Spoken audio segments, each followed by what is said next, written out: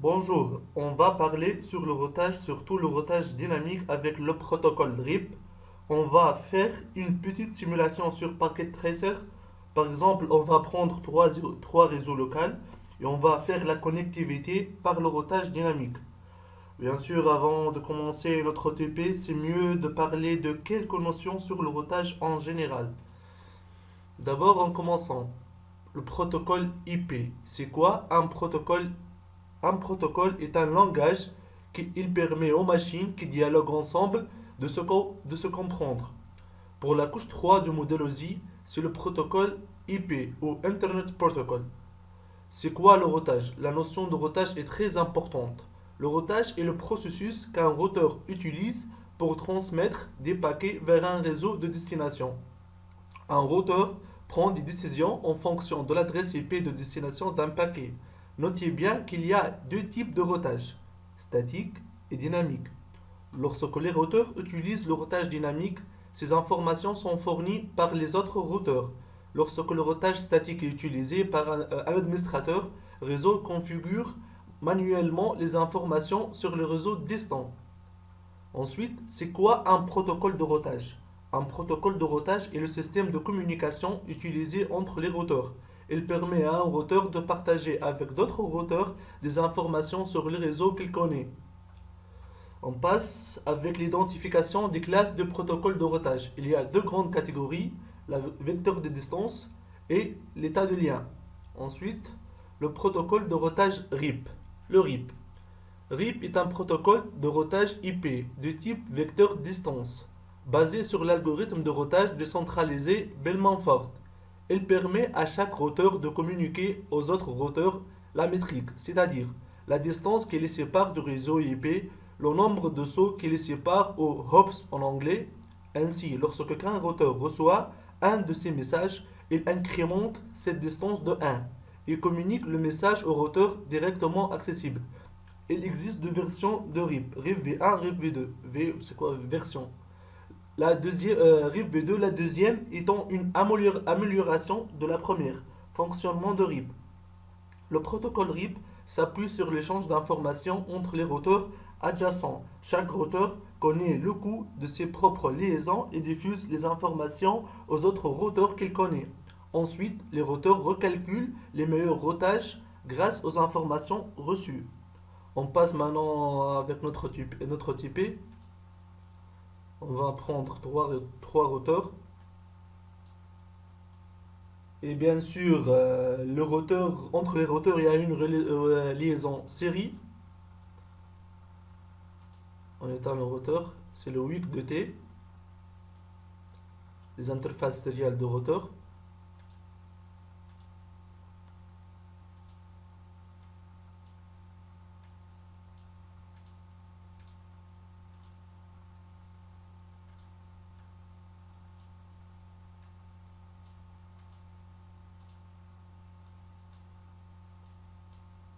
On va faire trois réseaux locaux. C'est pour cela, on va utiliser trois switches.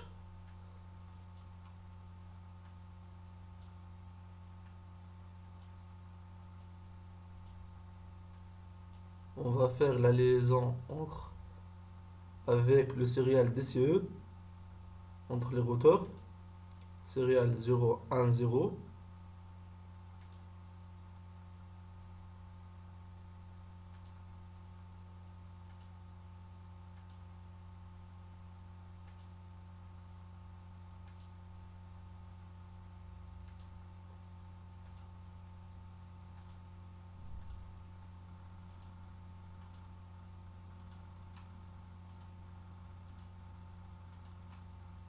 Puis on va prendre trois PC.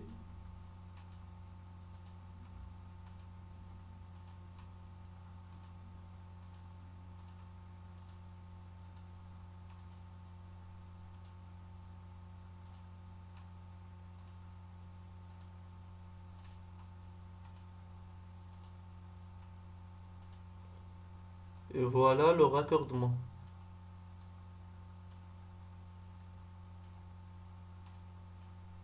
Bien sûr, c'est le LAN 1.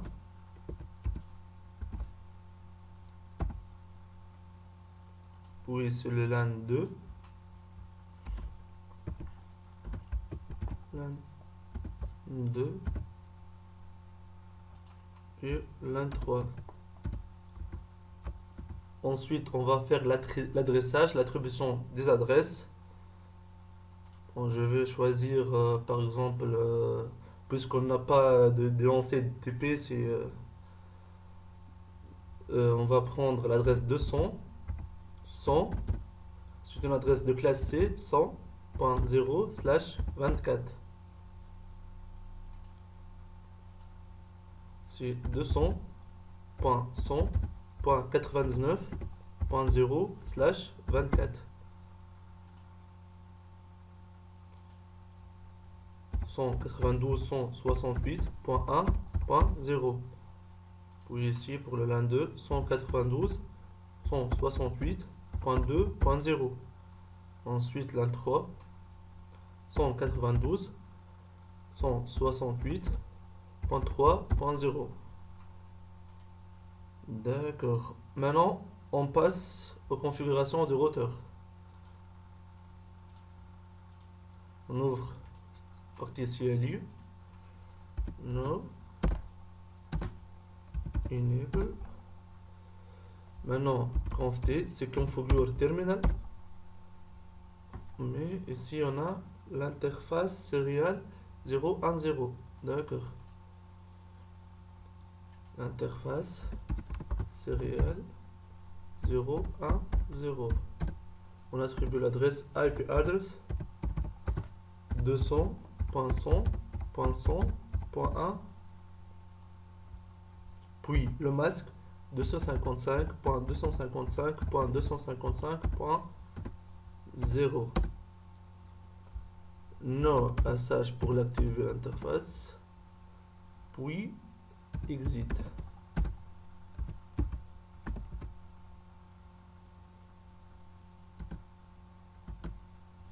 Oh, on a oublié de faire l'interface ensuite Fast Ethernet 00. Conft Fast Ethernet 00. Fast Ethernet 00.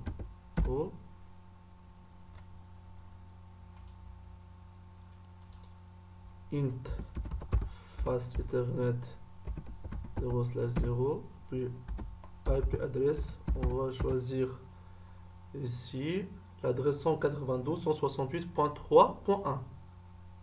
192.168. Il faut faire attention aux adressages, c'est très important. 255, 255, 255.0. No SH, puis exit. On va copier rs, c'est copy running config startup config. Cette commande nous permet d'enregistrer notre configuration sur le routeur. Et voilà. Maintenant, on passe au PC. PC de LAN 3. On attribue une adresse IP. Desktop IP configuration. Bon, 192.168.3.2. Le subnet mask, c'est le masque de ce réseau attribué automatiquement. Puis, on va faire le default gateway, le passerelle. 192.168.3.1. D'accord. Ensuite, le deuxième routeur. Interface CLI. No. Puis on passe au mode enable. On a ici trois interfaces. L'interface serial 000, l'interface serial 010, puis le fast Ethernet connecté au switch. On passe au mode conft Internet. Interface serial 000, IP address 200.100.100.2, puis le masque 255, 255, 255.0. No SH. Ici, on va faire le clock rate. On va prendre par exemple le clock rate 64 000. Clock rate 64 000. Puis, on va faire maintenant l'interface sérielle 0, 1, 0.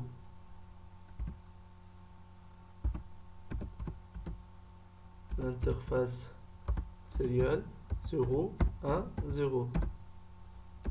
IP adresse 200.100.99.1 masque 255.255.255.0.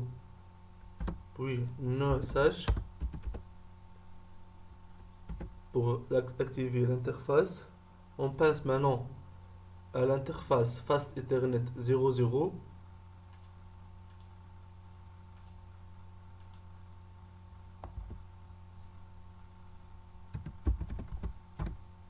Fast Ethernet 00. Excusez-moi. Interface Fast Ethernet 00. On va l'attribuer l'adresse IP adresse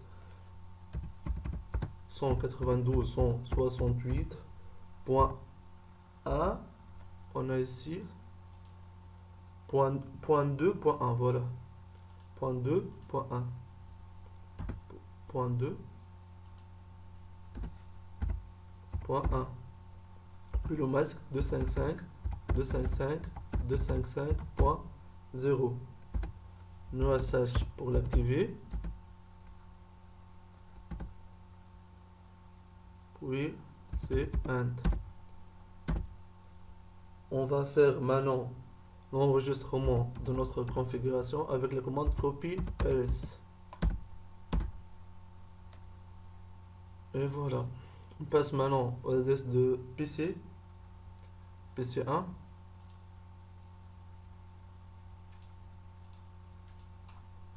.192.168.2.2. Puis le passerelle 192.168.2.1. On passe maintenant au troisième routeur.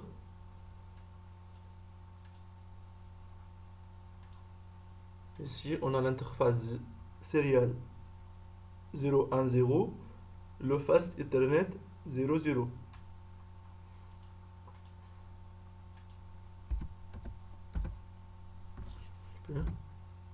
Mode enable conf t,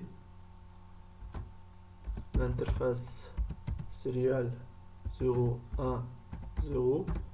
puis IP adresse 200.100.99.255.255.0.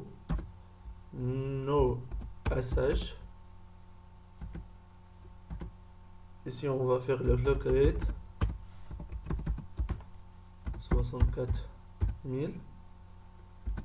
Puis on va passer à l'interface Fast Ethernet 00. Interface Fast Ethernet 00. IP adresse 192.168.1.1. Puis le masque 255.255.0. On l'active. No SH, c'est no shutdown. Puis exit. On doit, comme d'habitude, enregistrer notre configuration avec la commande copy ls. Et voilà. Maintenant, le PC de LAN 1. L'adresse 192.168.1.2, 192.168.1.2. Subnet mask, puis le default gateway 192.168. Bon, je veux prendre pour 1.2. Voilà. Maintenant, on a fait notre adressage, l'attribution des adresses. Maintenant, je vais faire un test de ping. Bon, on va faire un ping de PC0 de LAN 1 vers le PC2 de LAN 3. PC0, commande prompt, ping 192.168.3.2. Bon, c'est comme ça avec le Pocket Tracer, ça prend un peu de temps. Et voilà, request timeout. Oh oh oh. Bon, malgré tous les interfaces sont app, le ping ça marche pas. Maintenant, c'est le rôle de routage. Bon, exactement, on va voir le routage dynamique. On passe au routage dynamique avec le protocole RIP. Mode enable. Conf T. Et voilà. Ici, on a les networks. Ici, 200, 100.100.0. Ici, l'un3, c'est 192.168.3.0. Bon, c'est router RIP, la commande router RIP.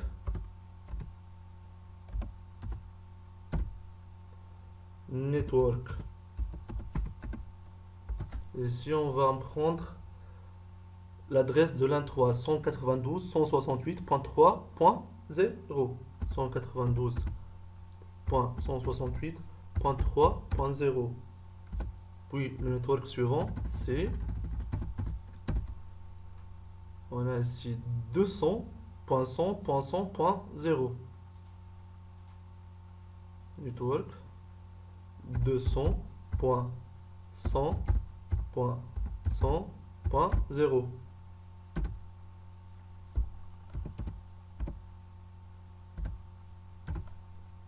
Copy RS. Et voilà.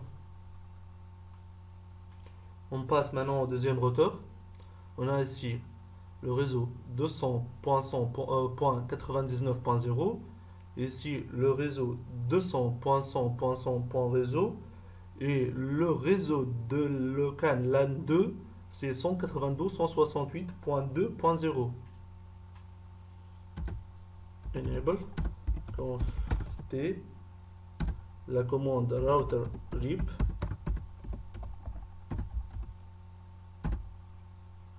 Puis network.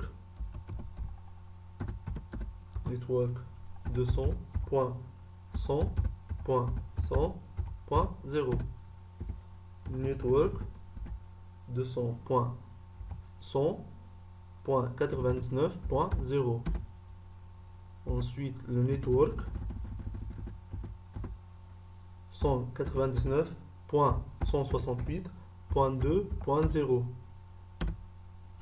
Et l'enregistrement ensuite, copy RS.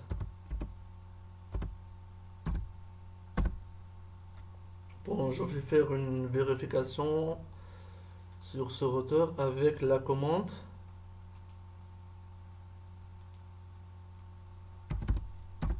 sh IP root. Et voilà le route qu'on a.